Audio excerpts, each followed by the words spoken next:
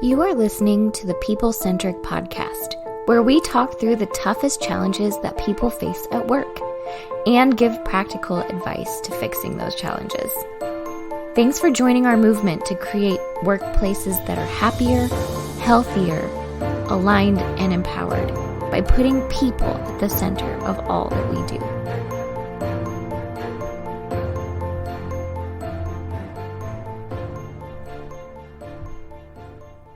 Hey, people-centric leaders, we keep hearing all over the news, all of these new buzzwords that are out there, things like ghosting and quiet quitting. And we started thinking about all of this stuff and thinking, what does ghosting and quiet quitting really look like? And Diana found this cool article that was posted out on NBCnews.com, I believe, just to give the shout out to that. And it said, from ghosting to quiet quitting, we're avoiding conflict, and that's not healthy. And man, we so agree with that.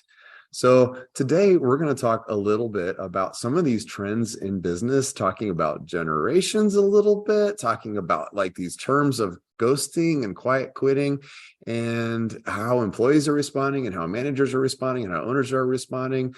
And we're even going to talk a little bit about this nursing strike that's occurring out in New York here, and some of the lessons that could be learned from that. And some of this stuff extends from the idea of avoiding conflict. So we're going to jump into this. We're going to fight. We're going to fight each other. Bethany, are you ready to fight? I guess it depends on what we're going to fight about. So that's the spirit. I could tell you're going to win off the bat. Don't want to fight her. Yeah. Vicious. With those vicious. You just wait, Matt. You just wait. I feel like you intentionally asked to fight Bethany Taft because no one asked to fight me. Diana, I just think you're doing a great job, and I just want to thank you for everything that you do for our team. Diana, please don't be mad at me. Yeah. Please don't hurt me. And Stephanie's smart. She's jumped in here. Only been with the team for what, 3 months now? Is it 3 months? Are you in your third month? Something like that. Yeah. Yeah. Something like that. And she knows not to cross Diana. It's the first page of our employee manual. Yeah. Yeah. But we have to be able to, in order to have a great team, guys, we have to have this healthy conflict. So in order to talk about conflict in teams and this idea of ghosting and quiet quitting is our host, Matt Griswold. So Matt, you want to walk us through this topic a little bit? Oh, and I'm Don Harkey. I'm supposed to say that too. People said I'm not saying who I am. I'm Don Harkey. Matt Griswold, take us away. Thank you, Don. I'm not opposed to fighting Diana. If anybody knows Diana, you can just put her in your little pocket. She's, fun sized and she's, she might take you out at the knees. Is that about right? I will cut someone. Please don't pick me up and put me in your pocket. It will go poorly for you. All right. She's an acquired taste, everybody. Good to be back with you. Talking about this and dang, I don't know if it's just me and maybe some people are in the same boat as I am. I'm tired of hearing about things like quiet quitting. All of these buzzwords that are out there right now. And I know the employers that are dealing with it are super tired of hearing these buzzwords and what else can we make up, right? But there is a root to this. There is a foundational point to this and to many of these other buzzwords. And it's this idea of conflict and avoiding conflict. We have an hour-long presentation that we give on avoiding conflict. I know we're familiar with that as well too. Sometimes organizations ask us to go do some leadership development things, and avoiding conflict or conflict avoidance is one of those things that they ask for. And so I'm going to walk through maybe some of the thoughts of that idea there of kind of a presentation that we would give normally. You all are the participants. And as always, as we're walking through this idea of avoiding conflict, I want you to consider maybe yourself in some of these scenarios. Maybe yourself, your situation, your team, your department, your company in these scenarios as well. Don, were you going to add something? Yeah, I thought maybe, Matt, before we jump deep into the conflict piece of that, I realized I used a couple of terms without defining those things. And so we get feedback occasionally from our listeners who say, please define terms when you go to use those. And we just said the term quiet quitting was the first one that we put out there. So I thought we should ask our team, like, what is quiet quitting? What does that mean? And apparently our team doesn't know, so nobody knows. I'll answer. Oh, no. Diana knows. Okay. Ultimately, quiet quitting is just being disengaged, right? It's the people who are like, I have worked my butt off. I have asked for things. I have done stuff. I've put in the extra hours. And you know what? It doesn't matter. Nobody seems to care. Nobody seems to recognize it. So I am quiet quitting. So It's I'm done, but basically I'm not going to tell disengagement. anybody that I've quit. I'm still going to accept the paycheck. I'm still going to take up the space. I'm still going to go to the job, and I'm going to do the minimal stuff. Yes. And then I'm going to move on. Yeah. Yeah. And that's term quiet quitting, which sounds like is a new term and a very, very old concept. That is not a new thing that has been around. I've heard people say, now the younger generation is starting to quiet quit. And it's like, no. Statistically by Gallup says 50 to 51%, somewhere in that ballpark of people are disengaged or could be considered to be quiet quitters. I'll bet several of you listening right now are quiet quitters or have already quiet quit. Right. And it's why don't you go to your boss and tell them that you're frustrated with the job and that you think you could do a lot more? Maybe you did it once and maybe you got burned, or maybe you're just not worth the conflict. So that's part of that. The other term that we've talked about is ghosting. There's a risk here of asking, does anybody want to say what ghosting is? I'll say what ghosting is. I'll be brave. I've been ghosted many times. I used to do corporate recruiting for a big financial firm and got ghosted all the time by people who would apply for jobs, be excited to talk about jobs, even like second or third interviews. And so what would happen is it would almost like I would just never hear from this person again. They stopped responding to any communications, never wouldn't answer the phone. They didn't show up for scheduled in-person meetings. It was like they just poof, gone. They don't exist anymore, which is where the probably millennial term ghosting comes from, is they are no longer with us. They've disappeared. They are no longer on the radar. They are out. I had a friend of mine who talked about another friend who had said something in a discussion that they didn't like, and they were really, really ticked about it. And so they said that they were going to ghost them. And they said it was a deliberate act and there was going to be no feedback to that person. They were getting messages. They were not ignoring phone calls. They were ignoring emails, all those different things. And that has become, again, I think that's not a new concept. I think that's been around for a long time. It's just now that it's a stated and open strategy of how we deal with each other. That's kind of interesting. And I think with all the technology, like we can see that messages were read and we know that they heard the phone call and like things went through. I saw the read receipt. So I think it's just a little easier to like intentionally be ghosted. Well, and I think it's easier to ghost people now, right? Like it used to be our only form of communication was a phone call and we didn't have caller ID. So you had to answer, someone had to leave you a message on your answering machine or something like that. And now we have so many forms of communication. It's really easy to not respond to an email. It's pretty easy to not respond to a social media message or a text. I think we've just made it really easy for people to not reach back out. Especially for some people, right, Diana? Anyway, we'll move forward. I don't ghost people. Anyway, there was one time that I spent 4 minutes before I got back to Matt and his whole life exploded. Thank God I wasn't dying. That's what I said. Thank God it wasn't an emergency and I wasn't dying. Anyway, you guys, Bethany. She's who you would call if you were in an emergency. Well, what about your wife? That's a whole nother podcast. 2,500 miles away, Matt. What do you want me to do for you? Yeah, well, that's again, we can talk about that later. I could fill an hour maybe talking about them. Yeah, if you need to learn more about this special relationship, they did do a whole podcast together, which is really enlightening. And I highly suggest you find it if you haven't listened to it. Yeah, and we nearly died together on a turbulent plane. But I digress. So these buzzwords are again, they're common knowledge. They're kind of common language. I would just throw this little nugget out there too, because we go when we speak at a lot of events and we hear, especially the people who are responsible for hiring, they use that ghosted term quite a bit. I will say this: it's not always on the applicant. It's sometimes on the organization, because you guys drag your feet sometimes before you make a decision, and you cannot do that in this day and age. That's a whole other podcast too, right? Those people have options. If you're gonna move, then you better move because they have options too. So it's not always their fault. Quit putting the blame that away there. So let's talk about this idea of conflict. I would venture to say most of the listeners right now, most of you listening, maybe have a relationship right now that is a little turbulent, maybe, or maybe you have some conflict already within the workplace. Maybe it's somebody who was close, they're not close anymore. Maybe it's a manager. Maybe it's a manager's manager. Maybe it's like this employee to ownership the kind of relationship there too, this us versus them mentality. But let's talk maybe foundationally of this idea of why conflict in the workplace is bad. Like, what are the things that you are going to see or feel or observe with conflict in the workplace? And I'll throw that to anybody. Like, what are the types of things you are going to pick up on if that is there? I think conflict is just generally uncomfortable, right? There's when you go to work and you're like, oh, I have to deal with this person or this thing that is happening. I think you generally feel uncomfortable doing that. I don't know anyone who really genuinely goes into conflict with good intent and says, I love conflict. I love being uncomfortable. I love having this hard conversation. Yeah. I think it really does cause a lot of us a little anxiety and put us outside our comfort zone. Having said that, though, too, I think it's a sliding scale.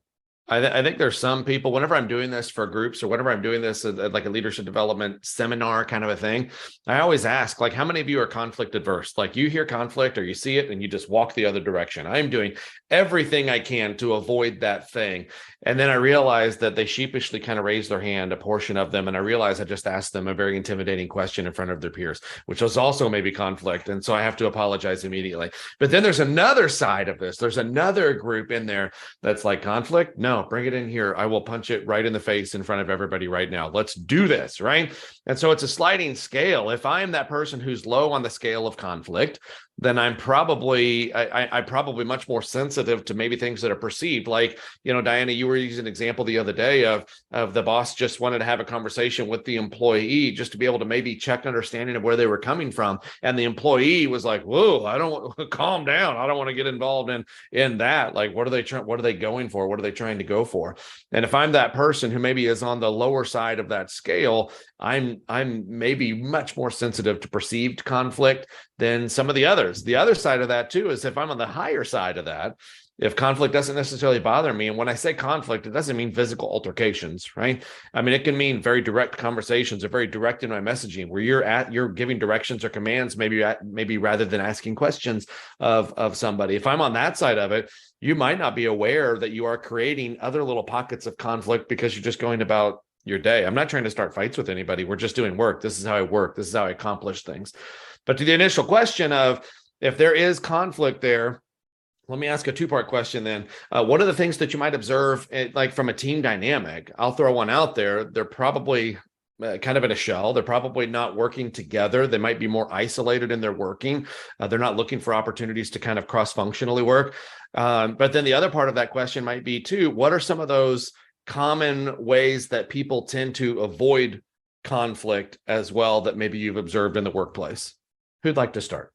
I'm thinking the first thing about what's the effect of the team, or what do you see on the team? And I think what you see is what we talk about quite a bit that's important for every team is the psychological safety, and conflict can threaten that. It can threaten that, but avoidance of conflict always threatens that. And let's distinguish between the two things, right? Conflict itself is, Diana and I have, I don't know, Diana, why we're keeping picking on you, but we just pick on you. Diana and I have disagreements from time to time on a direction or a thing that we need to do.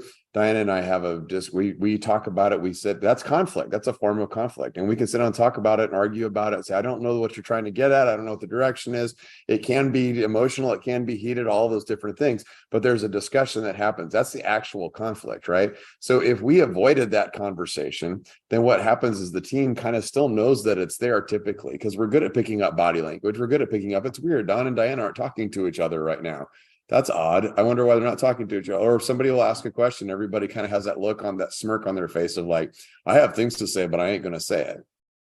And then what happens with that is then people say, well, what else can I not say? What else can I not bring up? And the trust is started to erode, where if you have the conflict and you have it successfully, then it builds the trust. Like Diana and I have had many arguments and discussions on different things, and most of them have been very productive, unless it has to do with directions while driving down the highway, because Diana doesn't do that very well. I'm not a navigator on real roads. If you want to navigate a business, fine. You want to navigate roads, don't ask me.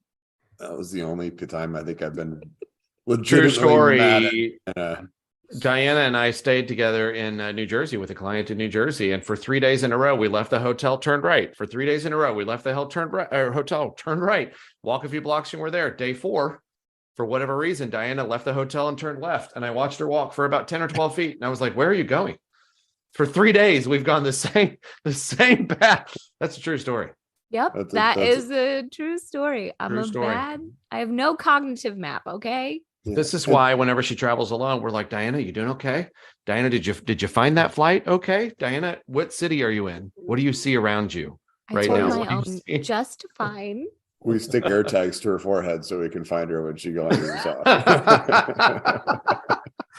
Don, Yeah. You talked about this idea of the avoidance. And I think for avoiding the conflict, I think this is what I've seen internally. I think if there's conflict that's avoided, it takes a little bit to kind of recognize the frustration that's festering below the surface. And you might ask people, you and I had an example of this. We don't need to mention any names, but you and I had an example of this where we were supposed to work with a group. We were supposed to work with a department that an organization had reached out to us.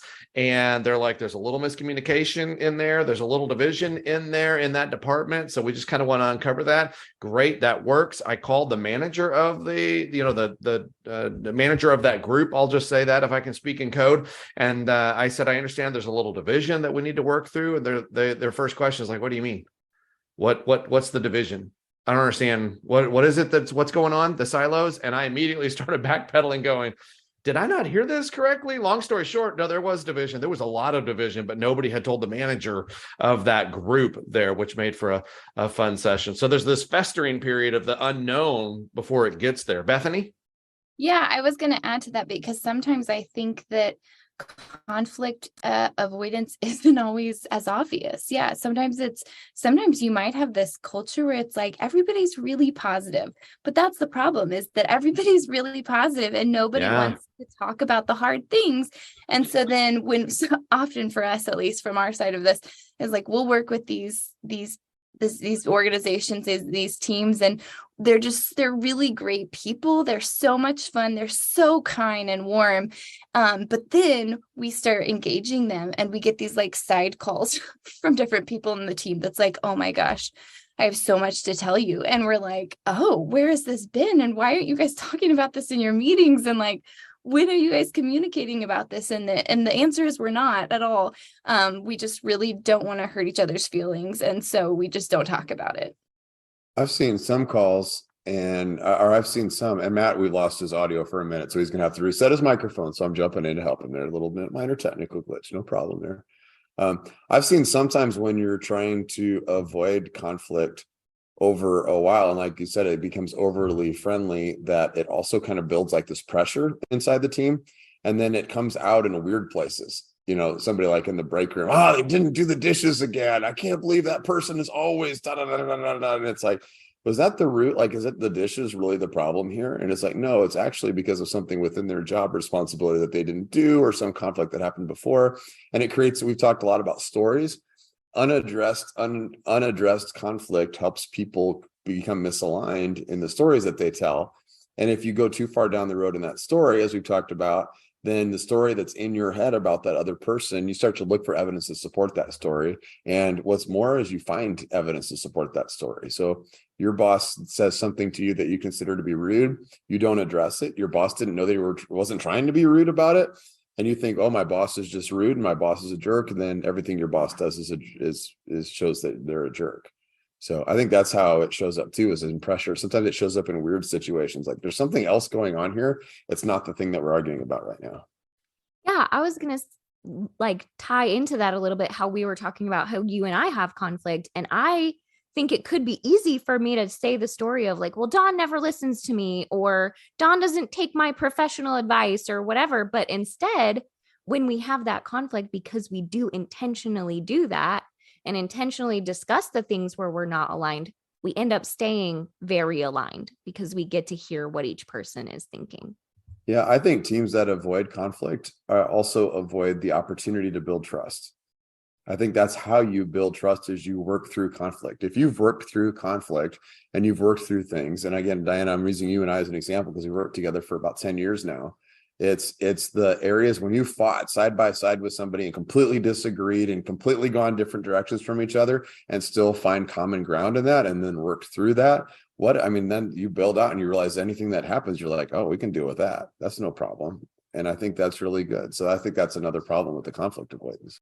Yeah, I think one of the reasons that conflict gets such a bad rap in that sense is because when people think about it, they're like, well, it's going to be this showdown and it's going to get nasty. And like, they're going to say mean things to me and I might say mean things back because then I would be justified in saying my mean thing.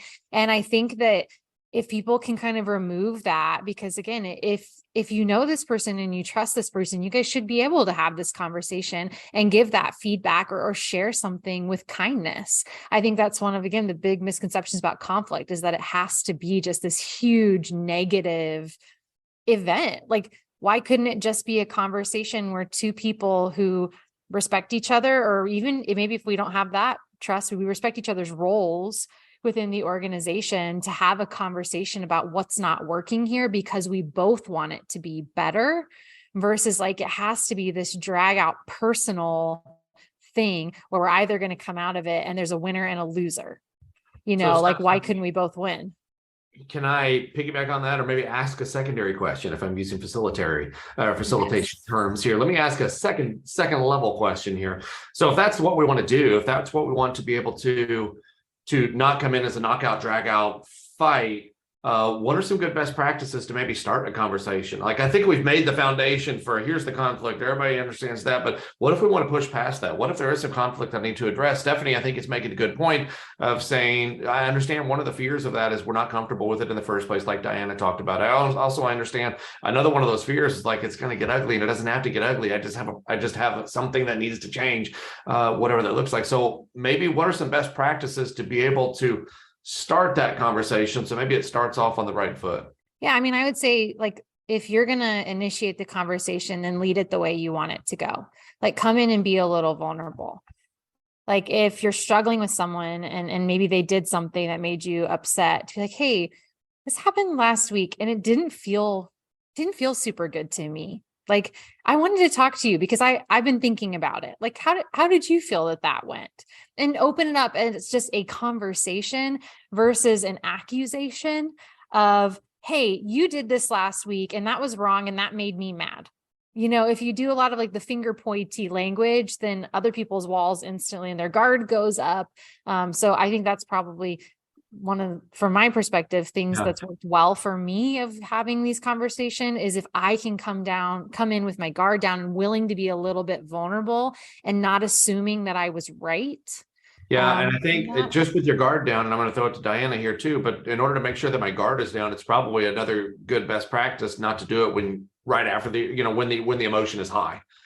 Maybe take a minute, take a lap, take a drink, take a night there and just kind of process that, so I don't go into it just with guns a-blazing. You know what I mean? Sorry, Diana, go ahead. No, those are so right. So I love both of those. Yeah. I also go into it with the question mindset, right? I'm going to go in and ask questions and not accuse things. I want to ask the good questions. I want to hear the other side. And I want to also believe that I might be wrong. If I go into it with staunchly believing that I'm right and that I'm going to convince someone to change their mind, it's probably not going to go so well. So I go into it asking questions and knowing that I might be wrong. What a good best practice that is. I think that's something to keep in mind as well. Recognizing, perhaps you've been frustrated about this the whole time. Maybe that person is oblivious to the fact that you're frustrated. They don't even know that they're doing something wrong. And then you can imagine that scenario where they come in and you're like, okay, seriously, we've got to figure this out. But you might only have half the story. And chances are that's true. You only have half the story. And so understanding, okay, so what am I missing might be a good, one of those good first questions to be able to ask too. Don, what were you going to add? I like that approach. You really need to talk about all you can talk about is yourself and your perspective. One of the things we talk about quite a bit is don't judge the other person's intentions, right? So go into it with a curious mindset to ask questions, to pull information from the other person rather than you telling the other person why they're doing what they're doing. For example, we often use the supervisor example of like an employee is coming to work 5 minutes late every day. We've heard supervisors say, okay, I'm going to open up the conversation. First of all, it's a difficult conversation with the employee. I don't want them to hate me, but I want to talk to them. So I'm saying, so I know you don't care about your job very much, but why are you late to, that kind of thing. That psychologically immediately shuts us down. When somebody else tells us what we are thinking, that is a very difficult pill for all of us to swallow mentally. So what you want to do is do more of like what we've talked about here a little bit. And the examples that we've used is just to share, I observed this and I want to get your feedback on it. This is what it did. And being vulnerable, like Stephanie said, and then just share your observations and then say, I want, but you add to it. I don't know why that was said. I don't know why that was done. You tell me what was going on with that or what I could do better, because I just trying to understand the situation a little bit better. Mm-hmm. Yeah. And I think Stephanie said it earlier too, but I think it's really important to be able to try to find like common ground with people as well, to say like, this is where I think we both want to get here. Like, this is the outcome that I think we both are hoping to achieve. And there seems to be a breakdown somewhere. And so trying to like come at it that way, to say like, really, I think we're on the same team. I think we're working towards the same goals. We're just running into some kind of issue, and then being able to ask those questions like you guys stated. Yeah, and I think Bethany, what you're describing also there is, let's define what winning this conversation looks like. Because if my motivation is to go in and to completely change your mind so you see things my way, and now you start doing things my way, you probably already lost just a little bit. Like, I think we need to define mutually what winning looks like and what mutually why we're having the conversation. There's probably some equal frustrations on the other side of that conversation, if it really has been going on for a while, that they would like to also bring up. So making yourself vulnerable, like Stephanie had mentioned earlier, is a great best practice. But defining what winning looks like, according to what Bethany is talking about there, where are we ultimately going to land? This is my motivation for needing to have this conversation. It's not because I think you're a bad person. It's not because I think you're completely wrong. I might be wrong, to use Diana's take there too, right? I might be wrong, but this is why I'm frustrated, and this is why I want to know why I needed to bring it up. Done? I think a lot of times we think that we think of it as like the old Dr. Seuss, the North Who and the South Who, right? They're walking together and one only goes north and one goes south, and they run into each other, and neither one of them will go east or west. So they just have to stand each other. Like, we think of conflict as, I think it's this way and you think it's this way, and it's a fight. But actually, in my experience, and I think you all would agree with this, a lot of the conflict that we actually see is more of teams that are just misaligned with each other. It's not that they're fighting each other directly. So like, you might have an employee, for example, who's very focused on, I'm frustrated with these processes that keep breaking down. And you have a manager who's frustrated with the employee who has a bad attitude about those processes breaking down. So then when they discuss, the employee's talking about, we got to fix the processes, and the manager's talking about, no, we got to fix the attitude. And they're talking about two different things. They're missing each other in terms of the conversation. So it's important when you get into a conflict situation to listen to the other side. If you're an employee and you are frustrated with your job, and if you show up with a list of demands for your boss to fulfill, that's not a good mindset to go into the conflict with. What you got to do is go into the conversation and say, hey, I'm kind of feeling these things. Tell me more. Give me like, what input do you have for me? Your goal is to draw out more information so that you can find out exactly where it is that we're stuck. What does that look like? Yeah. And I keep thinking through this conversation of like, having friends I know in the business world who are really conflict averse. And so they're more prone to like the ghosting or the passive aggressive, or if we just ignore it, it'll go away. And that's almost never true. Like, sometimes there are things, and we have to be honest with ourselves of, do I just need to let this go? Like, is this just a personal preference, and maybe it's not that big of a deal, and do I need to let it go? But I just been thinking of one friend in particular who really struggles with conflict in the workplace, and she'll almost never bring it up. And that's one way to do it. But then what happens is then she ends up feeling really resentful toward those people, to the point where she's left jobs before, because it's just like, it just all built up to this point, or then like the volcano explodes. And maybe we've all been in a workplace before where we've seen someone where like the volcano explodes and everybody else goes, whoa, like, where did that come from? And this person's like, well, for years now you've been saying and doing this, or the last 6 months. And then we hear things like, you never, you always. So what I would say is it's almost always, to use that term, the wrong choice to just ignore it. But to take everyone else's point, like, if you're really upset about it, you're really angry, then it's also probably not the right time to bring it up. If you can't kind of get into this frame where you're willing to be a little vulnerable, where you're willing to be a little wrong, or even you're just willing to hear someone else's perspective on it, then it's probably not the right time to bring it up. But also don't like let that go forever. Don't wait months, to talk about things.